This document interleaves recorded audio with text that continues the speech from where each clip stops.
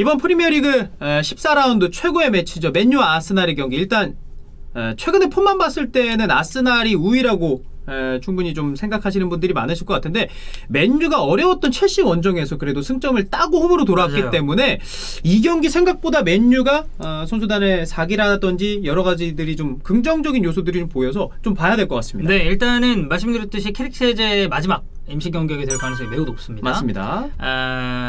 맨체스터 유나이티드가 이제 지난 시즌 기준으로 아스날에게 약했죠. 네. 일단은 본인들의 홈에서 졌고, 그리고 아스날 원정을 떠나서는 0대0으로 비겼습니다.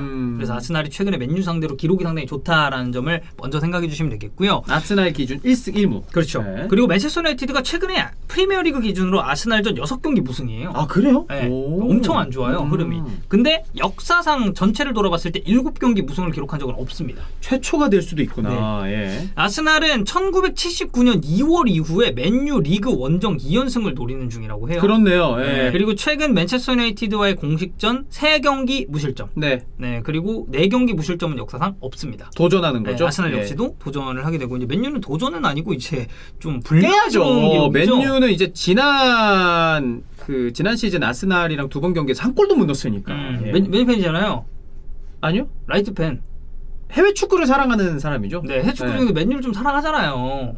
왜 자꾸 코스프레를 하시죠? 아니에요. 네. 가시죠. 네. 자, 그래서 어쨌든 네. 이런 기록들을 양팀이 가지고 있고, 매치팩트 보면 맨체스터 유나이티드가 최근 8번의 프리미어리그 경기에서 승점 5점을 땄습니다. 1승 2무 5패. 그러니까 8경기잖아. 그러면은 산술적으로 총 24점을 획득할 수 있는 그렇지. 다 이긴다고 가정하면 그런 경기인데 5점. 챔피언스리그에 도전하는 팀인데, 네. 그리고 지난 시즌 리그 2위면 뭐 올 시즌도 그 정도 성적을 발휘해야 되는 팀인데 8경기 승점 5점은 사실 강등권 팀에서도 이 정도면 경질 얘기 나올 수도 있을 만한 상황이었어요, 원래. 그래서 이게 구단의 프리미어리그 역사상 제일 안 좋은 기록이라고 합니다. 그럴만하죠. 그렇죠. 예. 아스날도 사실 좋지 못한 기록이 조금 있는데, 그래요? 예. 프리미어리그 기준으로 원정골 순위가 뒤에서 두 번째입니다. 오. 노리치가 이제 2골로 꼴등이고, 예. 그 다음이 3골의 아스날. 그러니까 원정을 떠났을 때의 성적은 썩 좋지 못했다. 심지어 노리치는 최근 경기에서 한 골을 넣은 거죠. 그렇죠. 예. 네. 그리고 아스날이, 이거는 좀 긍정적인 포인트인데, 아스날이 최근에 되게 젊은 팀으로 바뀌었잖아요. 네.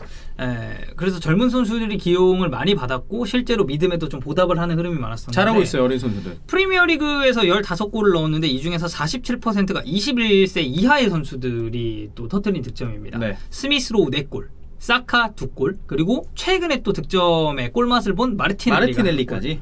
이 부분은 뭐 아무래도 기용이 될 것으로, 지속적인 기용이라는 점으로 봤을 때는 아스날 입장에서는 상당히 긍정적인 요소 중에 하나다. 그렇죠. 예. 라고 생각해 주시면 될 것 같습니다.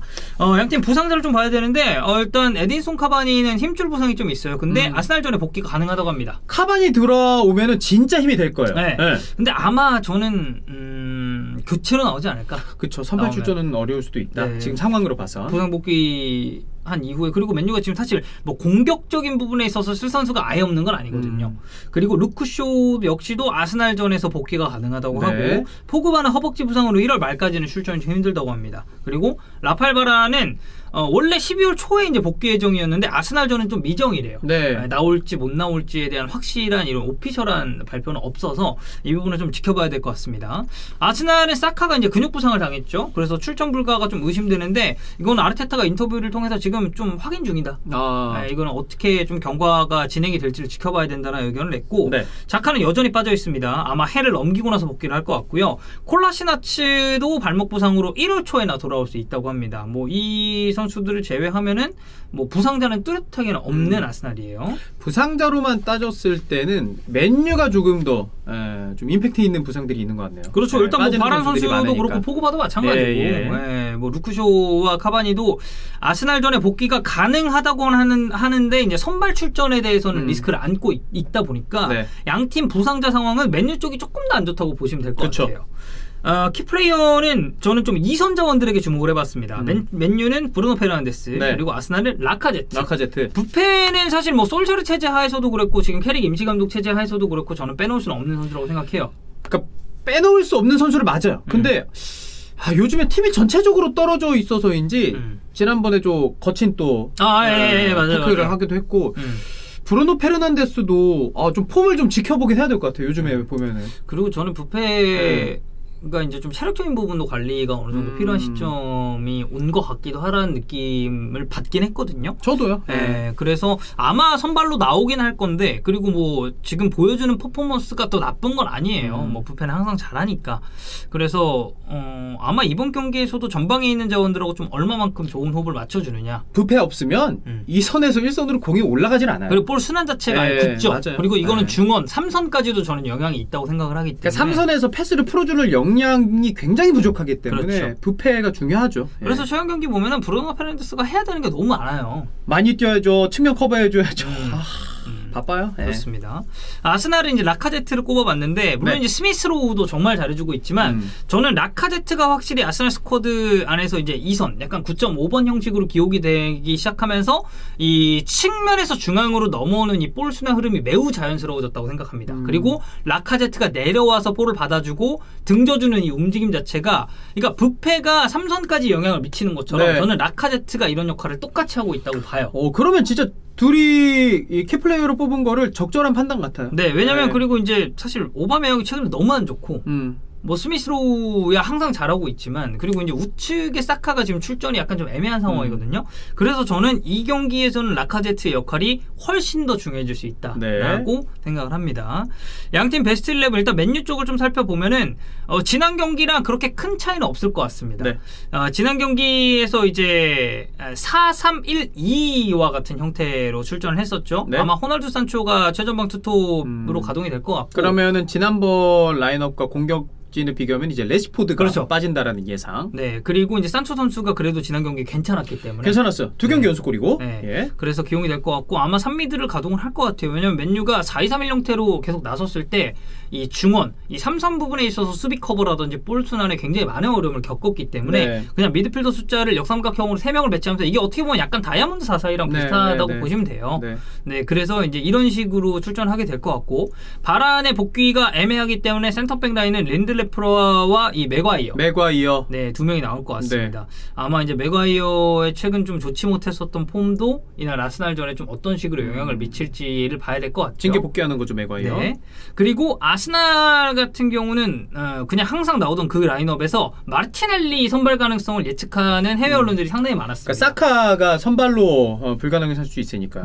그래서 마르티넬리가 또 지난 경기에서 골만 또 받기 때문에 아마 이번 경기에서는 선발로 나오지 않을까라고 생각이 좀 들어요. 그리고 아무래도 이선 자원들의 합이 상당히 좋았고, 그리고 스미스로우와 라카제트는 또 지속적인 스위칭, 특히나 이제 오바메양도 좌측으로 빠지는 동선을 많이 가져가기 때문에 아스날 전방 자원들은 이날 얼마만큼 스위칭을 확실하게 해주고 그 과정에 있어서 콤비네이션이 좋냐의 싸움입니다. 그 말만 들어도 맨유 미드필더 라인이랑 완비사카랑 그 라인이 엄청나게 흔들릴 거라는 생각이 들어요. 그래, 완비사카도 최근에 폼이 되게 불안불안하니까. 안 좋죠. 사실 불안불안도 아니고. 이게 또 맨유 팬이라서 이렇게 얘기할 수 있는 겁니다. 그쵸. 안 좋아요, 완비사카. 이 랑니익 감독이 지금 취업 비자 절차 때문에 이날은 만약에 PCR 검사에서 음성이 나온다면 관중석에서 관람을 하게 될 거라고 합니다. 근데 그러면 이제 랑닉이 어쨌든 이 선수들을 보고 있거든요. 근데 이 임시 감독 체제 하에서 이제 랑닉이 정식으로 선임이 됐기 때문에 이거는 저는 선수단 내 경기 외적으로 버프 받을 수 있다. 그리고 그 이제 콘테 감독 토트넘 처음 왔을 때 그 비테스전 졸라 열심히 뛰었잖아요. 엄청 열심히 뛰죠. 저는 선수들이. 그런 효과가 맨유한테도 똑같이 있을 거라고 생각을 해요. 랑닉이 앉았으면 좋겠습니다. PCR 통과해서. 그러니까 사실상 이 첼시전을 놓고 봤을 때 맨유가 비기긴 했지만 경기 내용으로만 복귀해 보면 비긴 게 사실 아니거든요. 그 경기는 첼시 입장에서 운이 안 좋았던 경기죠. 그리고 대야가 너무 잘 막아줬죠. 그렇죠.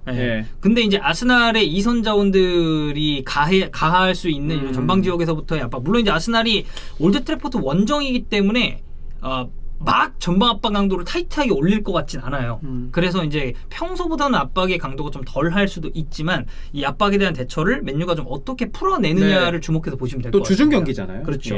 아스날의 경우에는 올 시즌을 전체로 놓고 봤을 때 강팀을 상대로 좀 약합니다.